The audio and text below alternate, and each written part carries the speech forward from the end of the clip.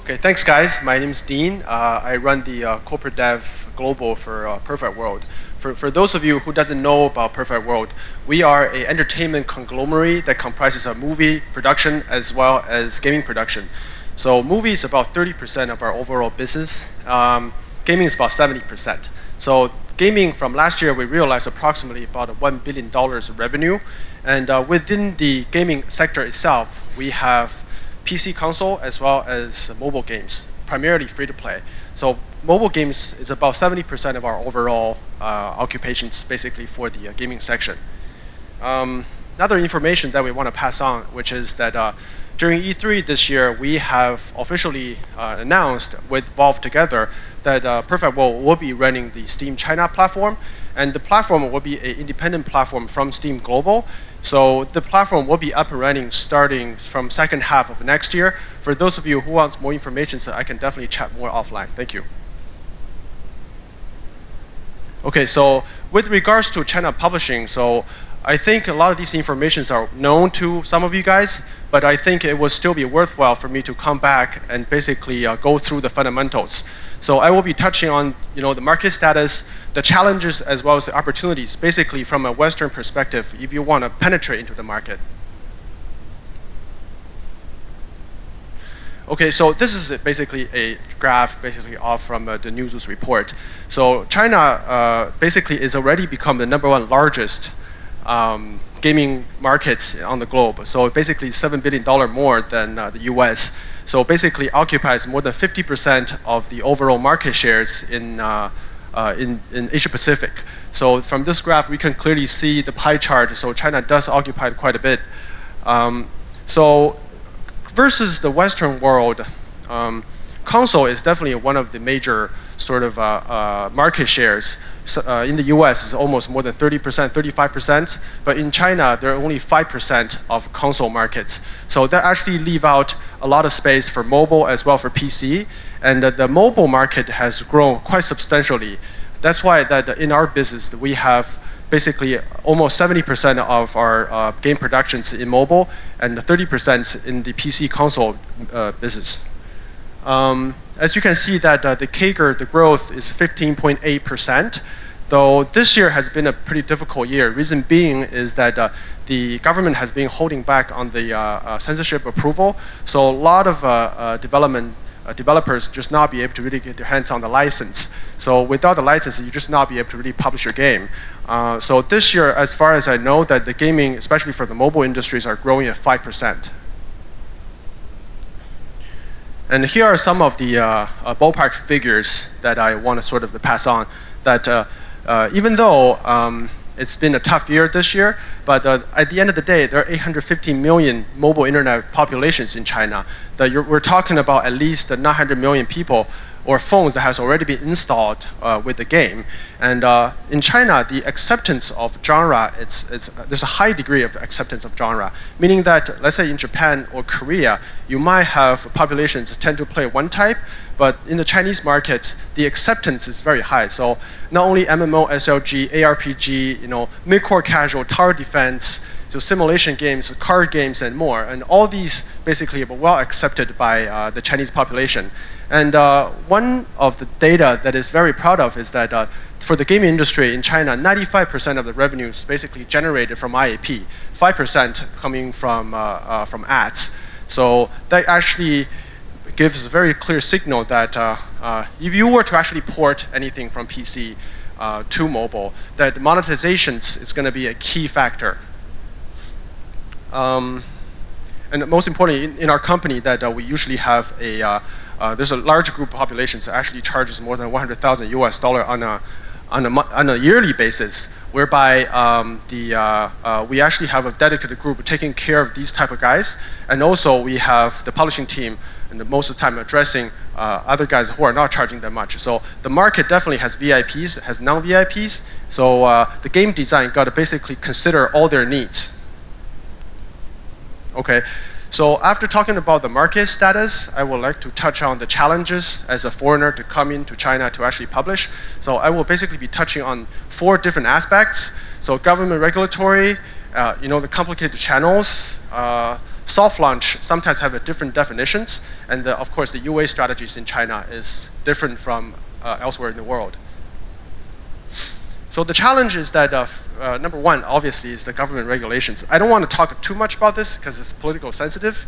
So basically, there's no excessive violence, no excessive nudities, and at the same time, the value of perception sometimes change from year to year. So as a publisher in China, you have to be able to really attach to the regulatory, to really talk to them on a daily basis in order to understand what has been changed and what will be changed.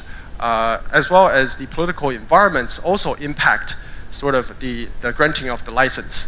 So one example that has been pretty sad is PUBG that has been launched in China, but just not be able to get a license. So they have 30 million DAU on a daily basis, but they just not be able to monetize because they don't have the license.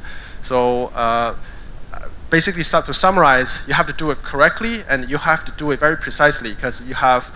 If you get rejected, you're going to do resubmissions, and it's going to be very time-consuming. And for the second part is that because Google Play is not working in China, so that there are more than 10 different Android-based API in China. So all these APIs require a specific SDK in order for your game to be logged onto the API. So as Perfect World, we have a harmonized SDK that allow each one of the games to be connected to each one of these APIs. So primarily all these APIs either is a tool or is actually a phone maker. So this sequence doesn't correlate to any whatsoever with the sequence of the volume. So it's basically randomly scattered. So just for your information. And soft launch, with regards to the soft launch, 60% of the smartphone users are Android users. We typically use Android users as our soft launch targets. And sometimes when your build completion is relatively low, we would not like to go to China as a primary territory of soft launch. We would typically go to Taiwan because the people there tend to speak same language, same user appetite. And then based on that, and then we make the tweakings of the game to see the retention numbers and all that. And then when we actually make the soft launch in China, the game build has to be pretty close to the completion. So you cannot use Chinese market literally as a market where you want to try and error and back and forth. It doesn't work. And most importantly, the user acquisitions. The user acquisitions right now, so we divided that basically into 6 different categories. So we definitely have the UGC, short videos, media such as WeChat and Weixin and all the news platform, and online streaming. If you want to have a KOL or an influencer to help you to promote the game, and definitely these are the ways to go, as well as that you can also user acquisition basically by logging onto their app, and basically the app will direct you directly to the App Store. And also other video platforms such as Bilibili, which is focusing on animations, and Ali and Baidu's video platform as well. So those are all the user acquisition channels that we potentially use. And sometimes, depending on the genre, art style, and things of the game, and we have to make a combinations to see that what will be the cheapest UA cost that we can potentially apply. And MCN is basically the influencer management companies. So there are 2 types of influencer management companies. One is that the KOL companies basically manage their own self-financed KOL or influencers. So they basically work in the company as an employee. Or there are platforms that can help you to source the best suitable influencers on the markets to help you to promote your games. But the platform doesn't responsible for their contents. So depending on what kind of things you need. And lastly, it's a game media where you need to have people to discuss and talk about the game and okay, got it.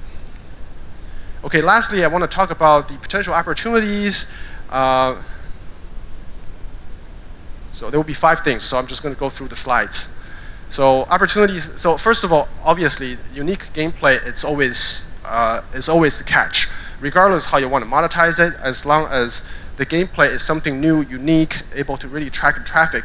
So, I just randomly throw some examples. Let's say Dead by Daylight, basically you jump in a game randomly by 5 people, and you don't know who you're going to be, whether you're going to be the killer or runner, right?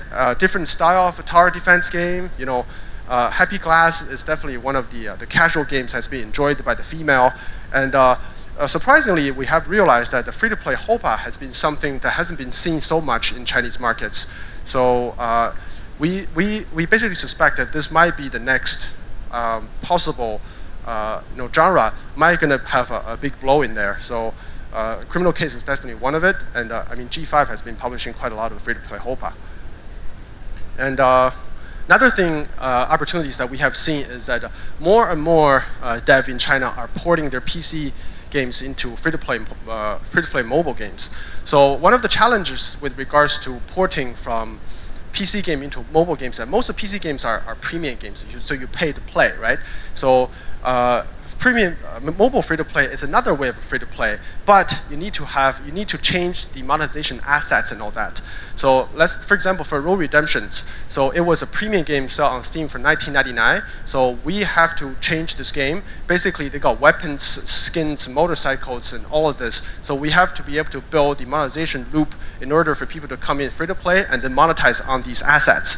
So these are the ideas that we have seen happens a lot. Also, I mean, NetEase done a great job in terms of porting or actually making a new game, but based on Die by Daylight. It's called Identity 5, which is a great game. Of course, the IP attraction is another thing that. So, as a Perfect World, we made the Final Fantasy Awakening. Also, these are the two other Lancaster Mobile, which is guys from China who are born in the 80s and they play a lot. So when they actually remake them into mobile games, and basically it realized a huge, tremendous success.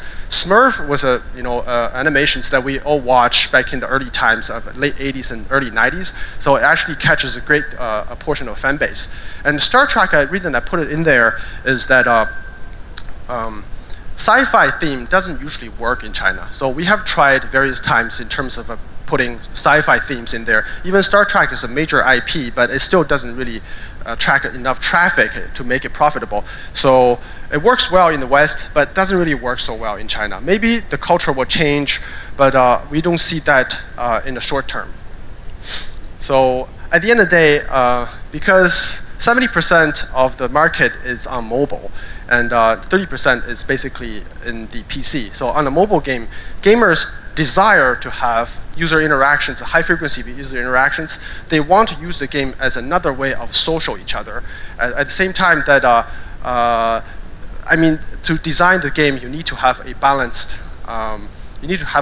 economics. Otherwise, the thing is that you cannot only take care of the VIPs. At the same time, you have to also take care of the people who doesn't pay.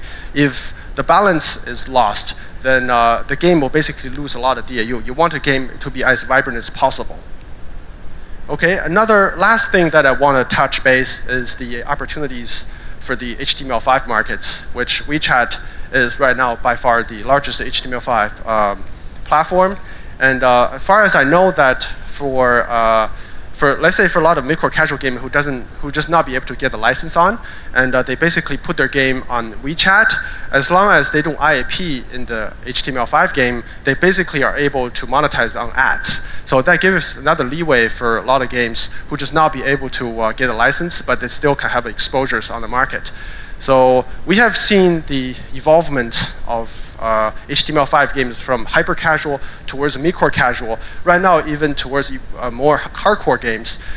So the evolutions of HTML5 games in China has exceeded a tremendous growth, as well as the evolution process basically has been quite shortened compared to PC, console, as well as other app games. So we definitely see this as another upcoming opportunity. So that's pretty much all I have to say. So. Thank you very much. We still have some time for questions. So you can go to the mic in there and ask your questions if you have some. Please.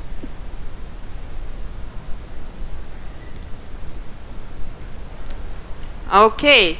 So I'm going to ask a question then. Tell me please, have you ever, I will go there because I'm supposed to be here. So this is how you ask questions.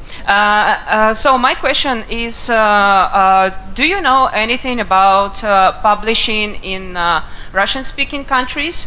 And if you do, what key differences you can name with Chinese? To be honest, we're not so familiar with the Russian publishing, so we basically outsource that over to somebody, because Russia is also a difficult market to our opinion. But what we do as a global publishing is that we cover North American markets, South American markets, as well as Asia Pacific. We have a publishing house in Japan, Korea, as well as in Southeast Asia. And for Europe, we also do the user acquisitions ourselves. So for Russia, we have not done any user acquisitions or things in this territory. And I have another question. Maybe you can name like the biggest mistakes you can make while publishing game in China, like top fails.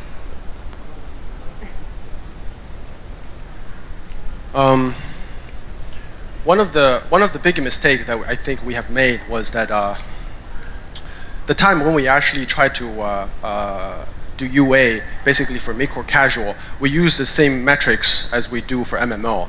And as you know, that the retention rates for MMO is quite different from versus the mid-core casual. So and then we realized, we learned from the lessons that for mid-core casual, you actually need to have higher second day 7 and day 30 retention. Sometimes you're not able to really realize 30-day retention high as versus the MMO, but you need to have at least higher ratings, at least more than 45% of the second day retentions, as well as day 7 retention. So that will save you a lot of user acquisition costs. So at the beginning of doing publishings for mid-core casuals, we have undergoing quite a lot of hurdles, and then you learn from it, and then you'll be able to know what would be the right metrics.